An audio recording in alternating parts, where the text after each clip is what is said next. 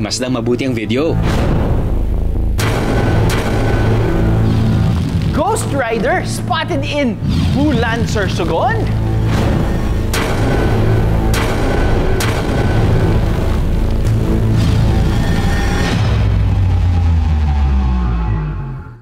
Nasubukan niyo na bang maglaro o manood ng volleyball game?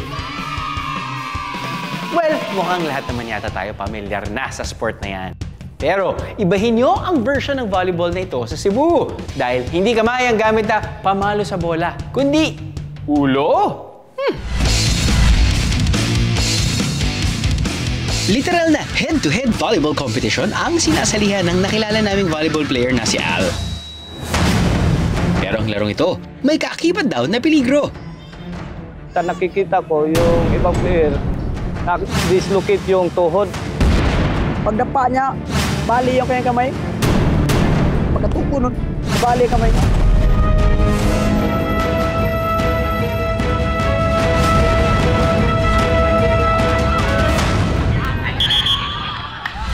Sa Cebu City, madalas magkumpulan ng mga tao pagsapit tuwing hapon. Hindi para magmarites, kundi para manood ng paborito nilang laro, ang dayon-dayon. Dayon-dayon ang local na version nila ng volleyball. Basta sa Cebu, sir, grabe itong laro ito. Sikat pa to sa basketball sa Cebu, sir. Kumpara sa nakasanayan nating volleyball na may 3 touches ang bawat team bago ipasa sa kalaban ng bola. Dito, 1 touch o isang beses lang pwedeng tamaan ng bola bago ipasa sa kalaban. Ang kupunan na unang makascore ng 12 points, panalo! Sa salitang dayon-dayon is 1 touch lang. Direktahan lang yung pagsalo ng bola, direktahan lang. Pwedeng gamitin ang kamay at paa para iserve ang bola. At para tirahin din ito pabalik sa kabilang team. Ang mga tira lang, tinatawag namin ganito, timbre yan. Tuklo, ganito at pungpong. Yan lang. Tatlong kombinasyon lang. Mas maliit din ang bola ng dayon-dayon na nagdadagdag pa raw sa hirap ng paglalaro nito. Pag maliit ang bola, mas mahirap yan. Hindi siya masintro sa iyong kamay. Talagang tatalsik yan. Pababa. Pag hindi ka sanay. Pero ang kinaal, Carlos, Atan, Edsel at Roy, basic lang daw ang paglalaro nito. Kaya ang normal na dayon-dayon, ginawa nila ng exhibition. Bukod sa kamay at paa, gumamit pa sila ng ibang parte ng katawan para tirahin ng bola. Sa akin, hindi. Kasi sanay na akong maglaro ng volleyball dahil sa ulo at paa. Sanay ng ulo ko. Hindi naman kami nasasaktan kasi mga immortal kami. Happy Sunday morning, everybody! Akalain niyo yun, November na kagad? Sheesh! Kamusta naman ang 2024 niyo so far? Habang iniisip niyo ang sagot dyan, ipasisilbi ko muna sa inyo ang amazing stories of the week. Cotton Cam! Isang binata, nagliliyab ang ulo sa Sorsogon. Kuya! Kuya! Yung helmet mo nasusunog!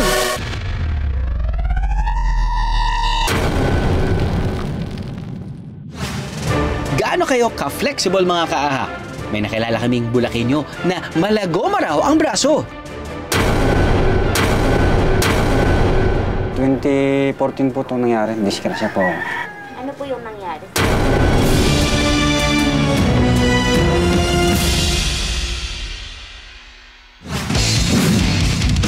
Let's play volleyball mga kaaha. Pero ulo ang gamit, imbes na kamay. Mine! Basta sa Cebu, sir, grabe itong laro ito. Sikat pa to sa basketball sa Cebu, sir.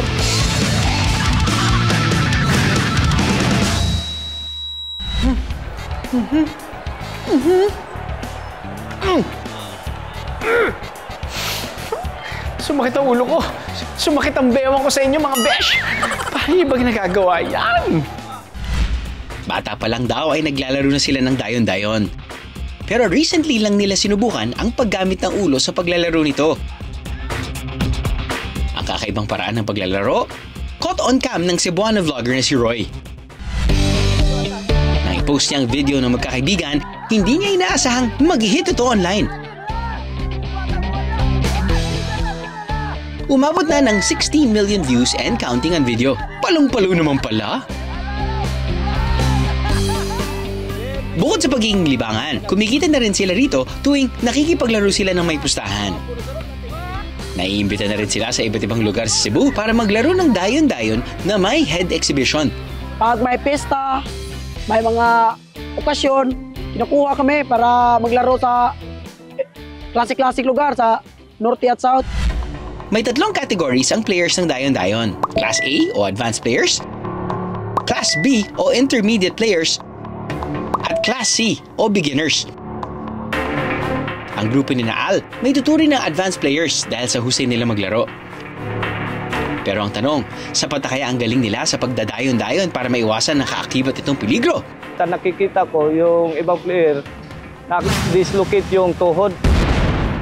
Pagdapa niya, bali yung kanyang kamay. Pagkatuko nun, nabali yung kamay niya. Para sa akin, hindi naman delikado ang paglalaro ng dayon-dayon kasi matagal ako sa paglalaro ng Cebu Volleyball dayon-dayon, mga 10 taon na. Wala namang nangyari sa akin. Masisiguradong ligtas ang dayon-dayon kasi hindi yan katulad ng basket na maraming mga physical na laro. Kasi sa volleyball dayon-dayon, bola lang yung kalaban mo. Pag pumunta sa inyo, pinikahan mo.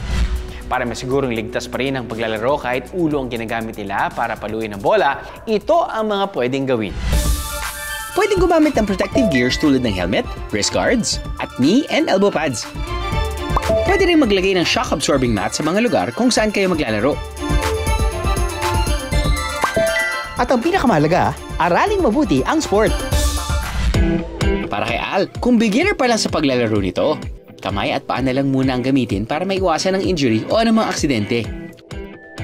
Presence of mind, parang encourage yourself lang to win the game. Think positive lang para manalo. Always remember, better safe than sorry. Aha! Good morning mga kaaha! Naku, handa na ba kayong matakot at mamangha sa isa na namang original spooky story na hango sa pinaniniwalaang monster sa ibang bansa? Ngayong araw, sa bansang Puerto Rico magaganap ang ating kwento. Dahil doon, pinaniniwalaang nakikita ang halimaw na chupacabra.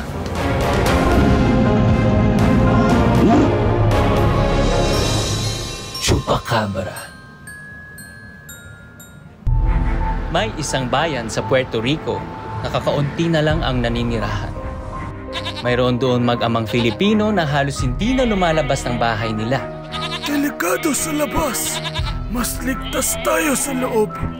Tay, ba't na ako nung pasahaw na itong mga alaga nating kambing? Nandito naman sila sa loob ng bahay ah. Araw-araw, abalang kanyang tatay na parang palaging may kinukumpuni. Kaya naman, inip na si Adolfo dahil wala siyang makalaro o makausap man lang. Isang araw, sa kabila ng mahigpit na pagbabawal ng tatay niya na huwag lumabas, pumuslit pa rin si Adolfo. Sandali lang naman ako sa gubat. Maghahanap lang ako ng salagubang para may malaro ako. Pagdating niya sa gubat, sino yan?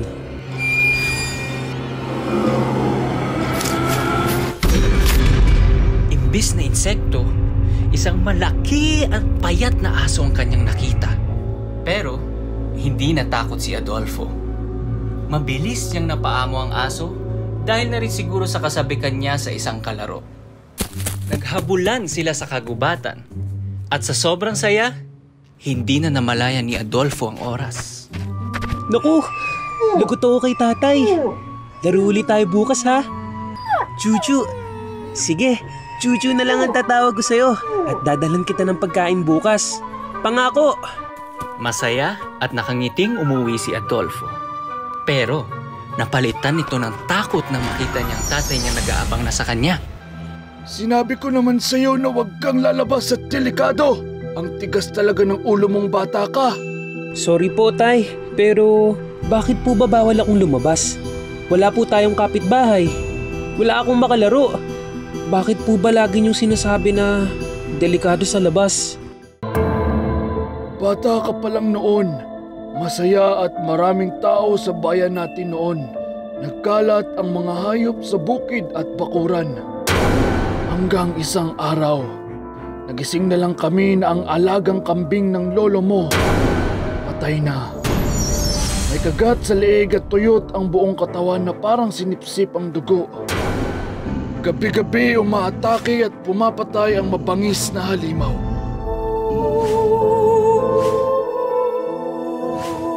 Ang tawag nila, Chupacabra.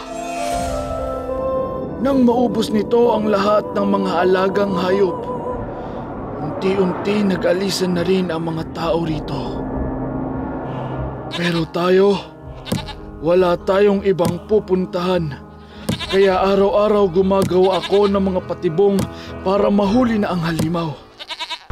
Isang gabi, habang tulog ang mag-ama, isang malakas na kalabog ang gumising sa kanila. Baka nakapasok ang Chupacabra! Sa gitna ng dilim, tumambad sa kanila ang tila ba malaki at payat na aso. Para bang namumula ang mga mata nito. Ang Chupacabra! Ang halimaw! Ito na nga kaya ang halimaw ng Chupacabra? Si Chupacabra ay urban legend at napaka-contemporary lang. So imagine, 1995 lang siya. Meaning from the word itself is what? Goat sucker. Nabanggit natin si Ocean yung flesh eater. Ito naman, mahilig naman siyang manipsip ng dugo. Sinisipsip niya ang dugo ng mga livestock. Madalas, more often than not, it's the sheep and the goat. Pinuka nito ang malaking bibig na puno ng pangil. At ang likod naman nito ay tila may mga tusok. Sinira nito ang isang kulungan ng kambing. Shoo! Shoo! Chuchu, hindi po halimaw yan, Tay. Nagulat ang ama nang makita tila biglang naging maamo ang aso. At akmang lalapit pa ito sa anak niya. Baril ko! Huwag po, Tay! At biglang kumaripas na palabas ng bahay ang malaki at payat na aso. Mula noon, hindi na muling nakita ng mag-ama ang malaki at payat na aso. Para kay Adolfo, ang asong yun ang maamo niyang kaibigan. Pero para sa tatay niya, yun ang halimaw na tinatawag na Chupacabra. Ano sa palagay niyo?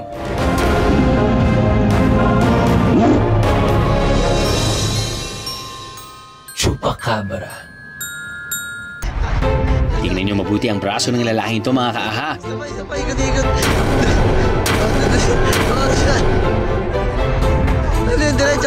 Diretso lang. Ang kanyang braso, mistulang goma. Medyo ano siya, flexible. Siguro magaling siya sumayaw. Malambot siyang sumayaw. Ang video na yan, umani na ng more than 1.9 million views sa TikTok. At samot-saring comments na ang nakuha nito.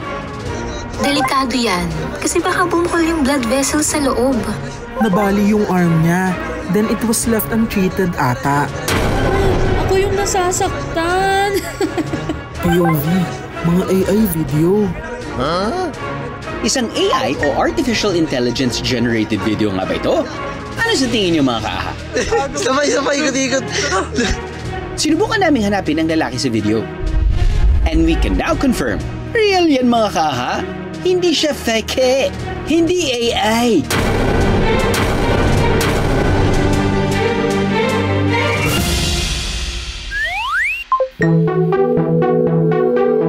Dito sa San Jose del Monte, Bulacan, natagpuan namin ang lalaki sa video, ang 32 anyos na si Julius. Kinagigilawan sa kanyang komunidad itong si Julius. Ano ba bali-bali pa eh? Siya lang po yung may ganun eh. Unique, rare. Ayos naman po magtrabaho yan. Idol na idol talaga kita ngayon.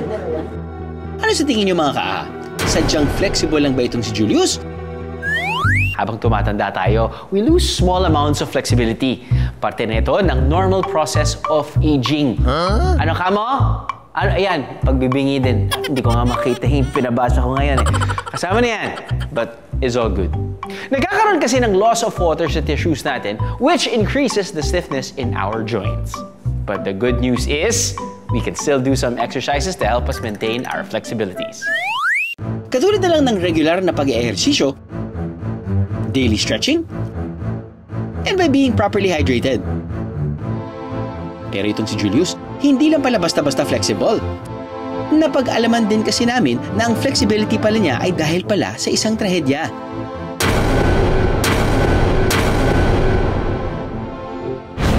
Noong 2014 po itong nangyari, disgrasya po. Ano po yung nangyari? Bangga po. Ano po yung ginagawa niyo bago kayo nakapag? Nagtatawag po ng tricycle. Tinakbo raw agad sa ospital si Julius. Pinakaputol po ito, pero hindi pumayag. Po, gumagalaw pa po eh. Pwede pa pong makinabangan. Sinementohan na lang daw ang braso ni Julius. Pero kalaunan ay tinatanggal din niya ito dahil sa sobrang pangangati. Wala po, parang nawalan ng pag-asa, parang katapusan na ng mundo. Daladala ko na yung bigat ng problema, pero naraos po yun. Gusto sanang samahan ng aming team si Julius para magpatingin sa doktor. Hindi na po. Okay lang po. Okay naman po sa akin to. Parang normal na lang po. So wala namang masakit? Wala yan. Bagamat tumanggi si Julius na sumama sa amin sa doktor, minabuti pa rin namin ipakita ang video niya sa eksperto para mas maintindihan ang kanyang kondisyon. So possible na nangyari is nagkaroon ng tinatawag na non-union, yung humerus niya or yung buto niya sa braso. No? Non-union meaning hindi nagdikit or naghilom yung buto. And this could have caused yung tinatawag din na pseudoarthrosis or yung formation ng fake na joint. No? So usually in these cases, what we do is parang tinatanggal yung namuong parang laman na in between nung buto, no, na nagpe-prevent nung healing nung buto. Tapos we put an implant, tapos we put what we call a bone graft, no, parang buto from other parts ng buto ng patient, tapos nilalagay doon sa may fracture para makatulong doon sa healing ng buto. Kung babalikan natin ang comment sa video ni Julius, ilan dito ay nagsasabi na posibleng magka-blood clot si Julius. Blood clots, isa talaga siya sa mga possible na complications of fractures. Pero kung matagal na yung blood vessels, yung daanan ng dugo, nakapag-adapt na din yan doon sa injury. No? Ang tanong, life-threatening ba ang kondisyon ni Julius? No, at this point, I don't think this is a life-threatening na condition pa. Nothing to worry naman pala. Ayan, ipakikita pa sa atin ni Julius na kayang-kaya niyang makipagsabayan sa buhatan. Sa pagbubuhat sa isang basyo ng tubig na ito, mapapansin na nag-flex na ang muscle ng kapitbahay ni Julius. Ngayon, si Julius naman ang magbubuhat. Yung katawan naman natin for mga injuries, nag-a-adapt no? Whether na gamot or hindi. So magkakaroon pa rin yan ng function. No? May mas-spare na mga function dyan. Pero hindi na yan yung magiging normal. Siguro hindi na niya yung maiaangat talaga yung braso niya ng ganyan. No? Or mga certain activities hindi na niya magagawa, like sports. May mga limitasyon man si Julius sa paggalaw. Ang mantra niya, life goes on. Isang patunay na ang pagiging flexible ni Julius hindi lang sa pisikal, pati na rin sa mga pagbabagong dumarating sa kanyang buhay. Aha!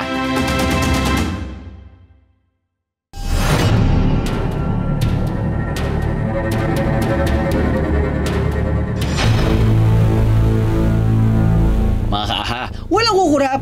Pagmasdang mabuti ang video. Ghost Rider spotted in Bulan, Sorsogon.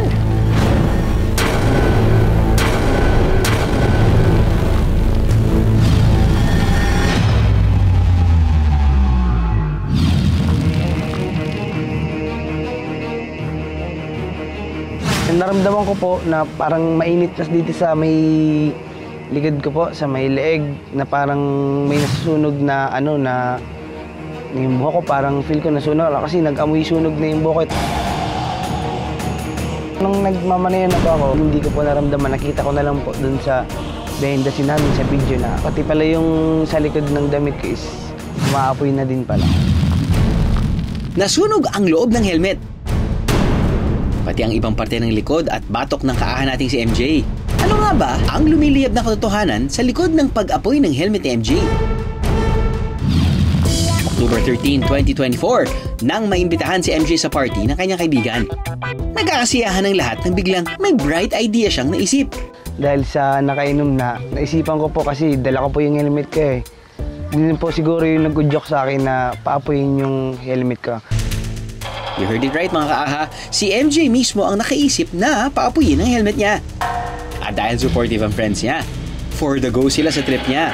Yung first attempt po namin, nung pinakauna po is, una po yung ginamit namin talaga doon is ano lang naman, alcohol. Umaapoy po siya pero mabilis siyang maapula. Pagka sasakay na ako ng motor, nawawala na agad yung apoy. Hindi siya masyadong flammable na like ng gas na talagang pagkasindihan mo, malakas talaga yung apoy. Never say never ang sigaw ng barkada. Kaya matapos ang failed attempt, humirit pa sila ng one more try.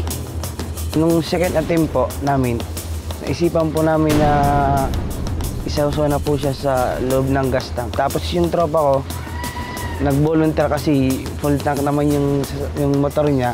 Doon yung ginamit namin. Maging successful na kaya ang second attempt ni MJ? Ano sa tingin niyo mga kaaha? Lumiyab talaga yung apoy. Mas malaki mas matagal mawala yung apoy dun sa helmet. Bala ko talaga is sumakay ako sa motor tapos paandarin ko ng di naman kalayuan na habang lumiliyab yung helmet. Pero ilang segundo pa lang ang lumipas, ang apoy kumalat na sa likod at batok niya. Mabuti na lang at natanggal niya agad ang helmet at naapula ang apoy. Safe naman po ako doon kaya hindi ko na po naisipan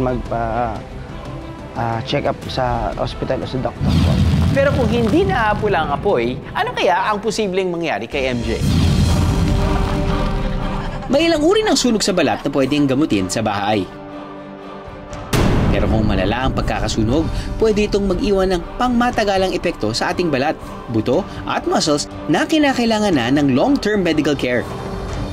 May iba't ibang category ng burns depende sa lalim ng pagkakasunog ng balat. Nariyan ang first-degree burn na apektado ang first layer ng skin na tinatawag na epidermis. Ang second-degree burn naman ay kapag naapektuhan ng outer at inner layer ng dermis. Ang third-degree burn o tinatawag ding full-thickness burn ay type ng injury na naapektuhan ng epidermis at lahat ng layer ng balat. At ang pinakamalala at pinakamalalim sa lahat, ang fourth-degree burn na nasunog hindi lang ang skin layers, kundi pati ang bones, muscles at tendons at ito ay pwede ring ikamatay. Samot-saring reaksyon naman mula sa netizens ang natanggap ni MJ. Marami mang bumatikos, mas marami naman ang na-curious. Ang video ng lumiliyab ng helmet umabot na ngayon ng 1.6 million views.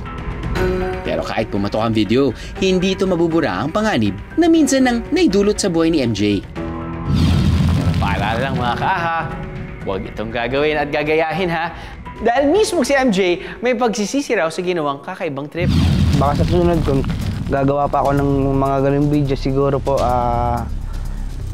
magsusuot na po ako ng yung mga safety gears gano'n na para in case man na ulitin yun is malayo po ako sa injury o kung ano man aksidente. Yun po. Advice ko lalong-lalo na po sa mga kabataan na nakapanood po ng video is huwag niyo na pong gagayahin yung ginawa ko kasi hindi siya advisable na gawin nyo kasi hindi po talaga sa safe na gawin kasi yun nga, alam naman natin na yung apoy is hindi talaga pwedeng pagdaraan kasi alam natin na pwedeng masunog tayo dyan, ma-injury or baka may madami pa makasunog pa tayo ng ng bahay. Sabi nga ng ilan, walang pasagan ng trip. Pero kung kaligtasan na ang kapalit, dapat ding mag-isip-isip. Dahil ang buhay ng tao, hindi matutumbasan ng milyong-milyong views at likes mula sa ibang tao. Aha! And just like that, we're done with another episode mga kaaha. May sagot na ba kayo sa tanong ko kanina kung kamusta ang inyong 2024? Well, whatever your answer is, I hope marami kayong learnings this year mga kaaha. Mapa-fun trivia man yan o learnings in life. Para hindi nyo kami masyado ma-miss, pwede nyo balikan ang ating Amazing Story sa aming Facebook page na AHA! And TikTok account na AHA_GMA. Subscribe na rin po kayo sa GMA Public Affairs YouTube channel. Okay? See you next week. Dahil sa mga fun kalaman, kayo ang laging panalo. Aha!